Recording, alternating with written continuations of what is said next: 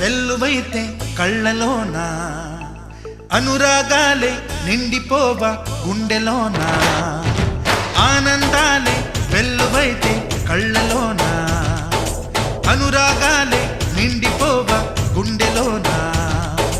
మమతల మాలలు తెచ్చి ఆ కలతలని చెరిపేసి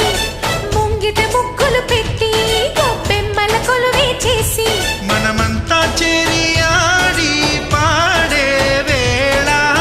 సంక్రాంతి పండుగ చేద్దామా